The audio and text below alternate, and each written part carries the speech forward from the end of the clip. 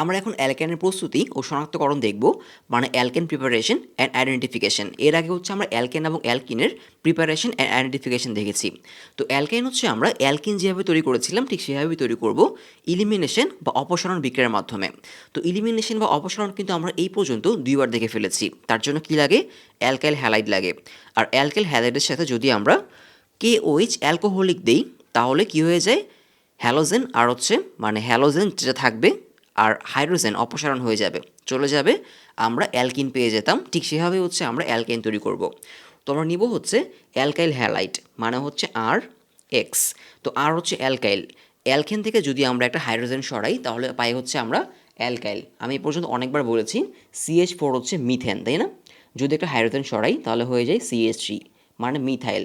C2H6 হচ্ছে ethane, যদি hydrogen সরাই হয়ে যাবে হচ্ছে C2H5, মানে হচ্ছে ইথাইল। তো এখানে হচ্ছে একটা হাইড্রোজেনের একটা হাত খালি আছে, সেই হাতে আমরা হ্যালোজেন বসাবো আর কি। তো RX মানে হচ্ছে আসলে অ্যালকাইল হ্যালাইড, এক্স হচ্ছে হ্যালোজেন মানে ফ্লোরিন, ক্লোরিন, ব্রোমিন। তো আমরা হচ্ছে অ্যালকাইল হ্যালাইড নিব। তো কীরকম অ্যালকাইল হ্যালাইড নিব খেয়াল করে দেখো, এরকম নিব। সাপোজ ধরো CH3, এখানে CH, এখানে CH2। তো খেয়াল করে দেখো এই যে কার্বনটা, এই কার্বনের কিন্তু একটা হাত খালি আছে, কারণ এক হাতে হচ্ছে এদিকে CH3, আরেক হাতে হচ্ছে এদিকে CH2, আরেক হাতে হচ্ছে হাইড্রোজেন। একটা হাত খালি আছে, সেই হাতে নিব হচ্ছে আমি একটা হ্যালোজেন। সাপোজ ধরো নিলাম Cl, ক্লোরিন। এই কার্বনের একটা হাত খালি আছে, তার দুই হাতে হচ্ছে হাইড্রোজেন, আরেক হাত হচ্ছে এদিকে। সো একটা হাত খালি আছে, সেই হাতে নিব হচ্ছে ক্লোরিন। তো এটাকে বলা হচ্ছে ভিসিনাল ডাইহ্যালাইড। কি বলে? Vicinal, vicinal dihalide, dihalide.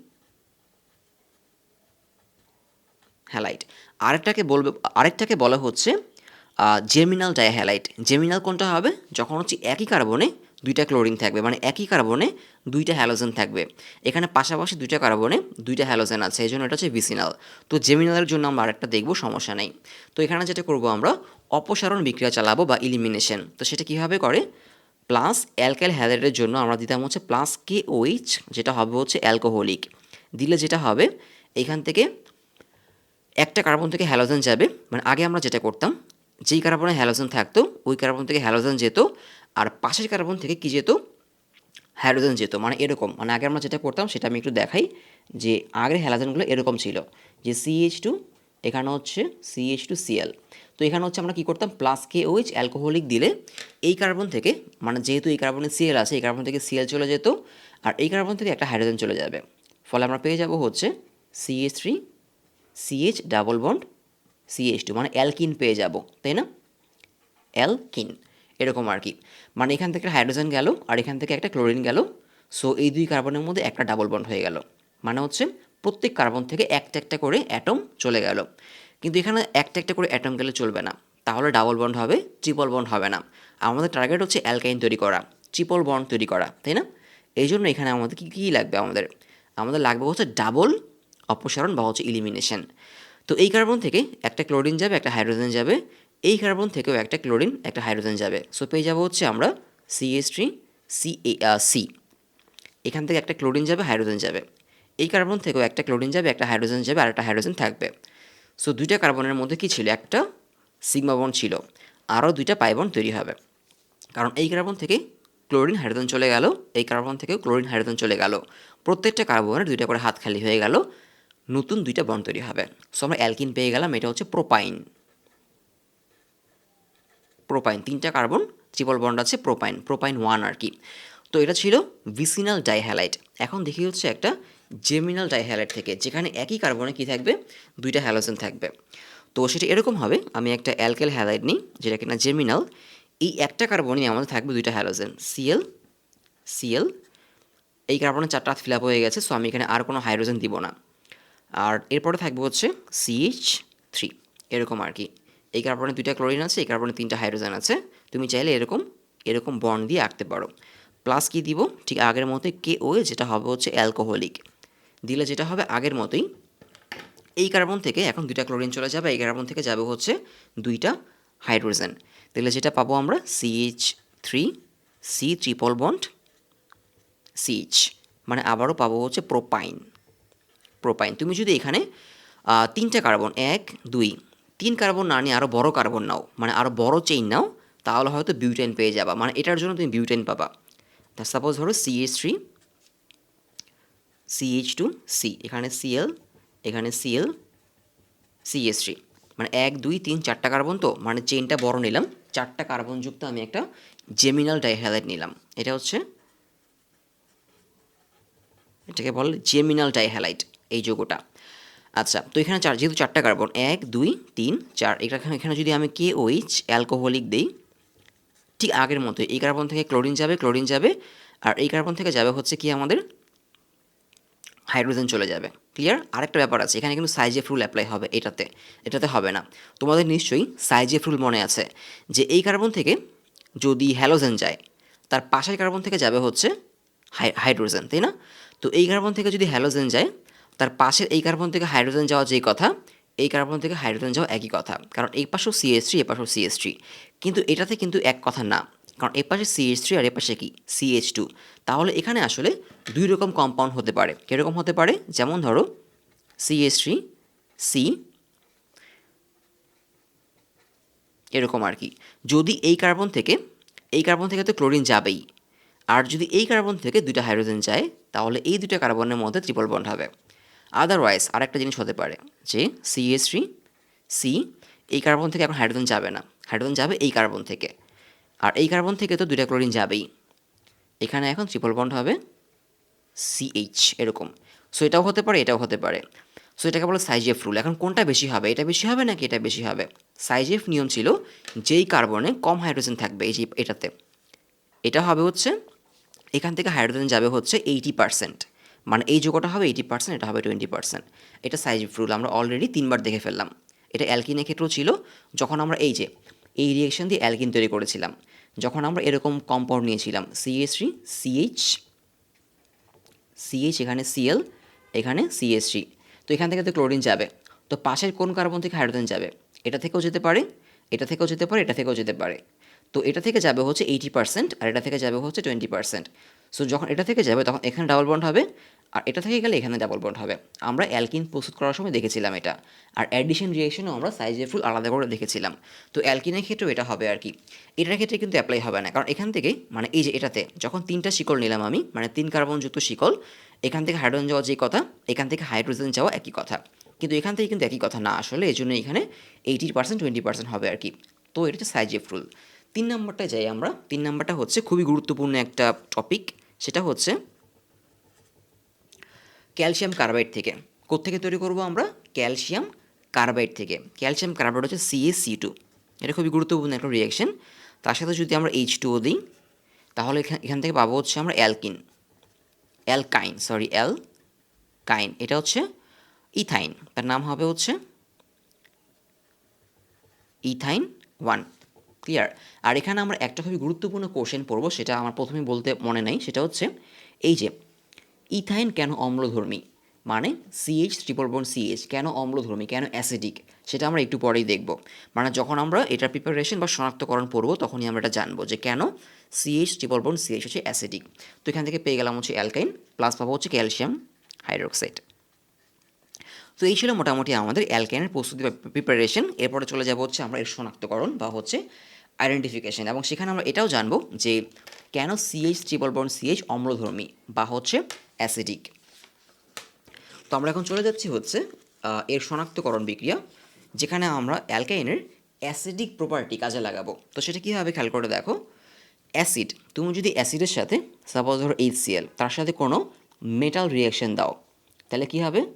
এই মেটালটা হাইড্রোজেনকে তুলে দিবে, হয়ে যাবে জিঙ্ক ক্লোরাইড প্লাস H2। মানে অ্যাসিডের সাথে যদি কোনো মেটাল রিয়াকশন দাও, মেটাল অ্যাসিডের হাইড্রোজেনকে তুলে দেয়। তো আমি একটু আগে কী বললাম? একটু আগে বললাম যে CH ট্রিপল বন্ড CH মানে অ্যালকাইন, যত ছোটো অ্যালকাইন হবে সে তত বেশি অ্যাসিডিক হবে, সে হচ্ছে অ্যাসিডিক। কেন অ্যাসিডিক সেটা আমি একটু পরে বলছি, আগে আমরা শনাক্তকরণ বিক্রিয়াগুলো দেখি।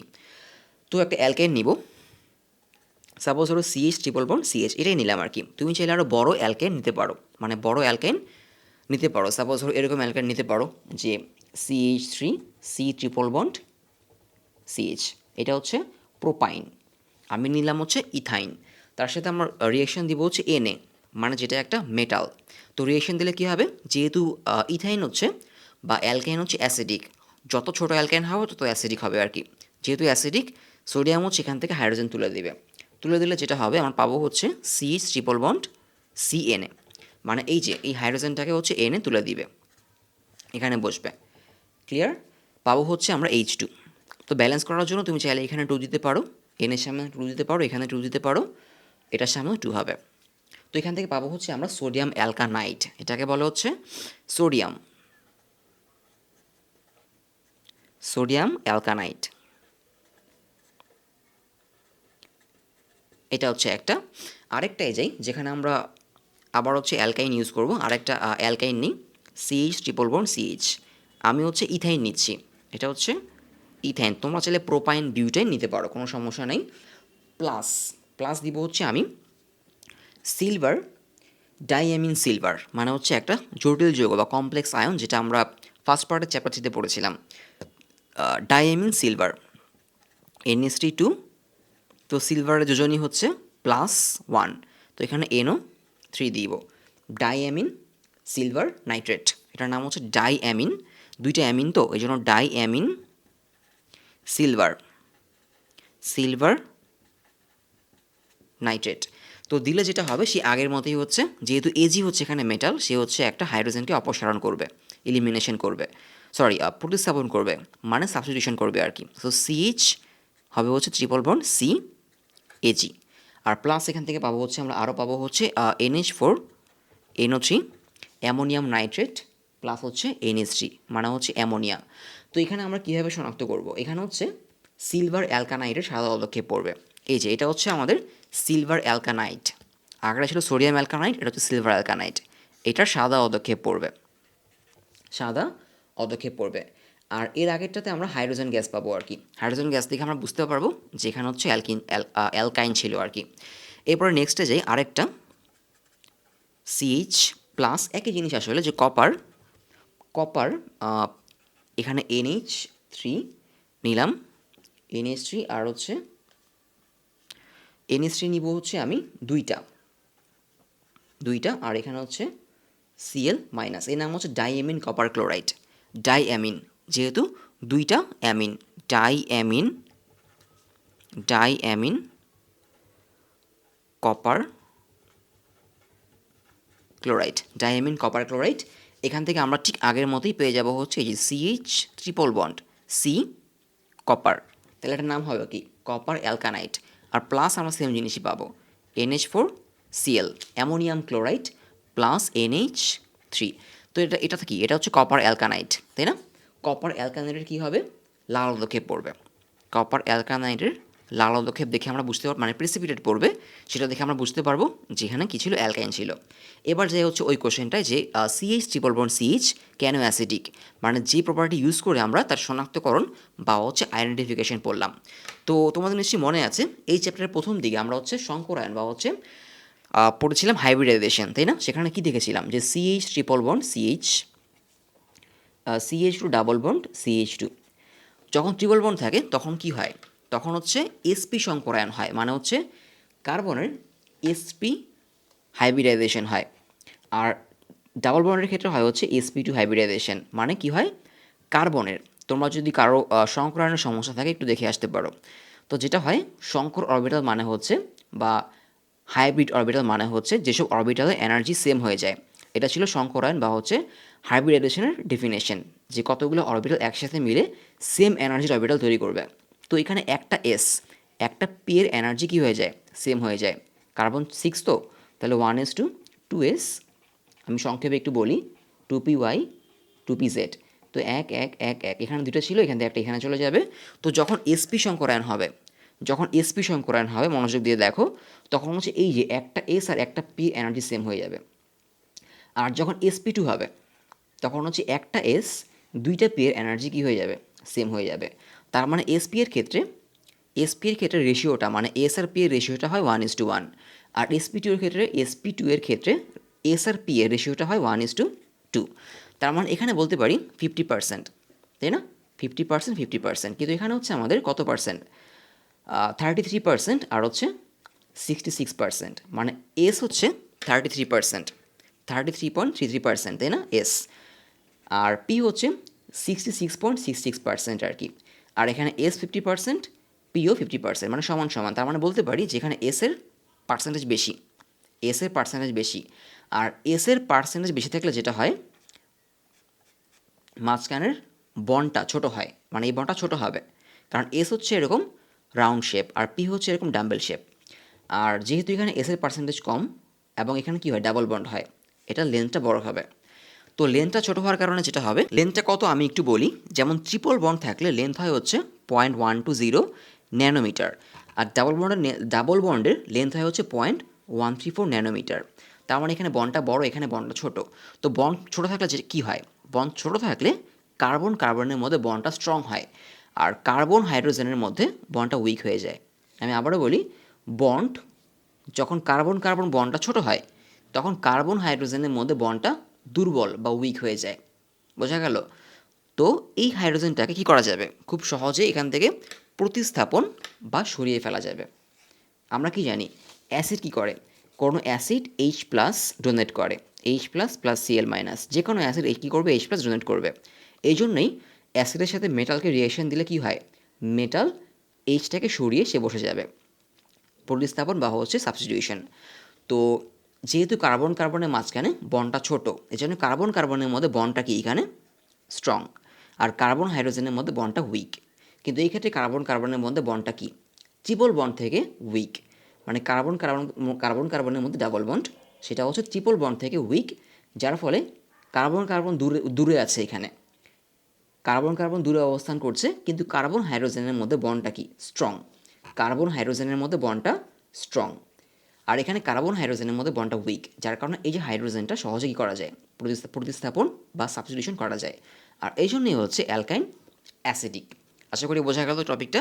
এরপরে চলে যাব হচ্ছে আমরা অ্যালকাইল হ্যালাইডে, মানে হচ্ছে RX, যেখানে আমরা এই যে RX নিয়েছিলাম যখন অ্যালকাইন কী করেছিলাম, যখন অ্যালকিন তৈরি করেছিলাম, তখন কিন্তু আমরা RX বা হচ্ছে অ্যালকাইল হ্যালাইডের সাহায্য নিয়েছিলাম। তো এখন আমরা চলে যাব RX এর প্রিপারেশন, মানে প্রস্তুতি আর হচ্ছে আইডেন্টিফিকেশন বা শনাক্তকরণ।